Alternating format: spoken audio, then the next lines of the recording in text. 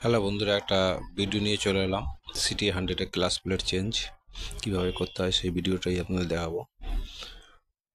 তো এটার শুধু ক্লাস প্লেটটাই খারাপ হয়েছে, বাকি কিছুই খারাপ হয়নি, তাই আমরা ক্লাস প্লেটটাই চেঞ্জ করব।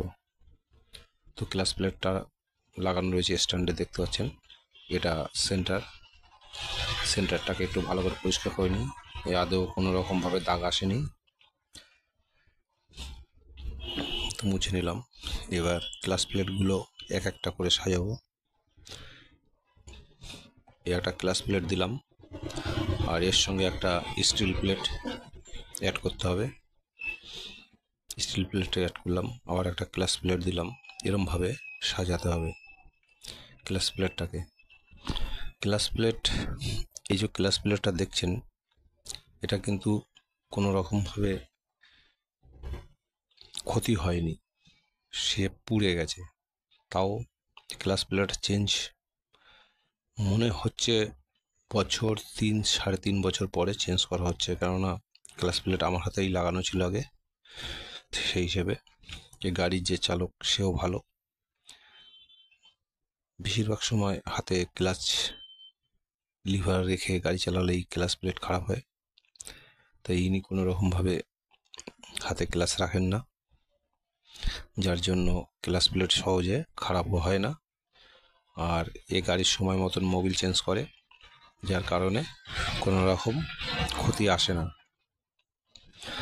ক্লাচ প্লেটের অ্যাকচুয়ালি ক্ষতি আসে ক্লাচে হাত রেখে গাড়ি চালালে, ক্লাচে ক্ষতিটা বেশি আসে, যার কারণে ক্লাচগুলো তাড়াতাড়ি খারাপ হয়।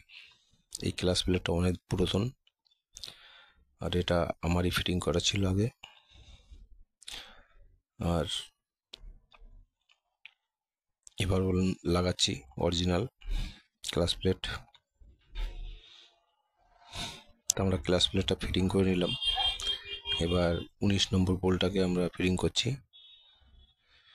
19 নম্বর বোল্ট এটা। আর এই খোলার সময় খুব অসুবিধা হয়, কারণ অনেক দিন হলে প্রচুর পরিমাণে জাম হয়ে যায়। আমরা মেশিন দিয়ে খুলি যাতে তাদের অসুবিধা হয় না। তাও একটা বোঝা যায় যে কতটা টাইট থাকে বেশি দিন হলে। এবার আমরা নাটটাকে টাইট করে নিলাম। নাটটাকে টাইট করার পরে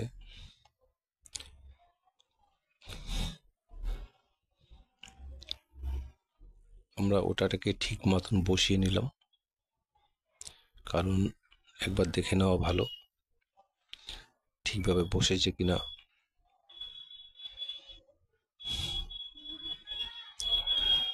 আর এবার যে স্প্রিংটা আছে, এই স্প্রিংটা ফিট করব। তো এক ভাই আমাদের প্রশ্ন করেছে যে গাড়ি সারাতে গেলে কতদিন সময় লাগে।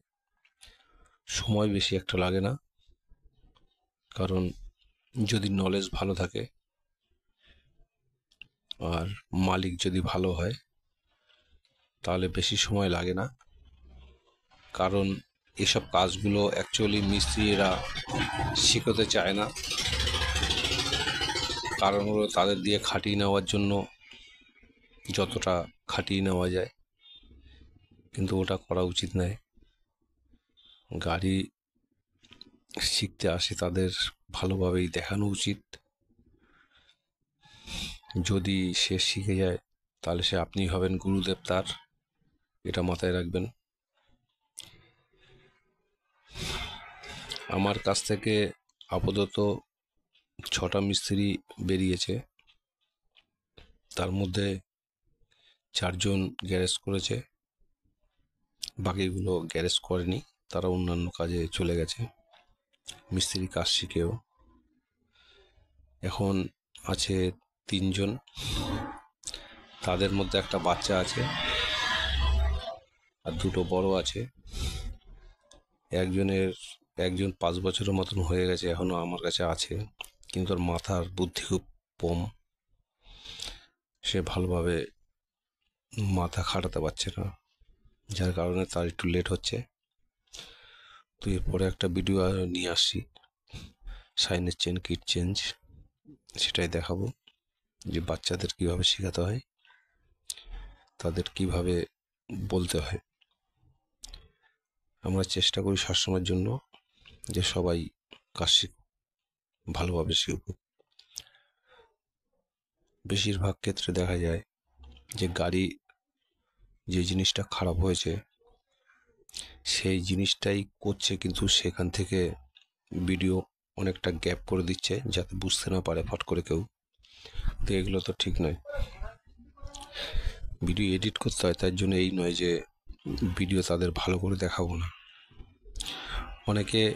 অনেকে আছে মিস্ত্রি নয়, মিস্ত্রিরা তো এইসব জানে, এটা কোনো ফ্যাক্টরি আসে না।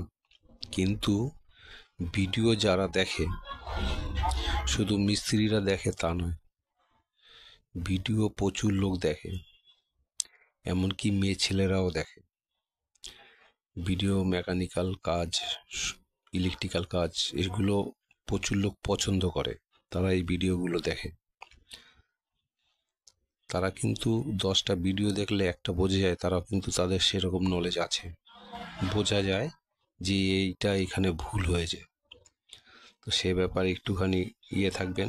এমনি আমাদের ভুল হয় মেকানিক্যাল কাজে অনেক সময়, সেগুলো তো আমার ভুল হলে আপনারা যদি কোনো ভুল ধরতে পারেন তাহলে অবশ্যই কমেন্ট করে জানাবেন, কারণ এগুলো আমার বয়স হয়ে গেলেও আমার এখনও শেখার কিছু শেষ হয়নি, এখন শিখতে অনেক বাকি আছে। তাই বলছি, যে কোনো কাজ ভুল না হলে সেটা ঠিক হবে না, তার কারণেই আপনাদের বলছি। তো ভিডিও যদি ভালো লাগে একটা লাইক করবেন, আর চ্যানেলটিকে সাবস্ক্রাইব করুন আগে বাড়ার জন্য। আমি ভিডিও যা বানাই সব সরাসরি বানাই। আমি যখন কাজ করি সবার সামনে কাজ করি, লুকিয়ে কোনো কাজ করি না। যা কাজ হবে আমাদের মিস্ত্রি সবার সামনেই হবে। এবার কারো মাথার বুদ্ধি কম, কারো মাথার বুদ্ধি বেশি।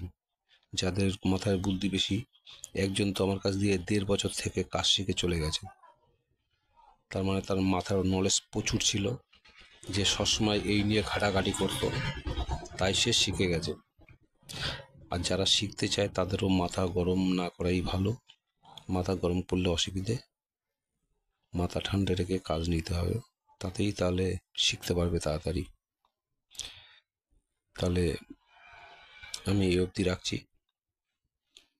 আপনারা দেখুন ভিডিওটা। Thank you.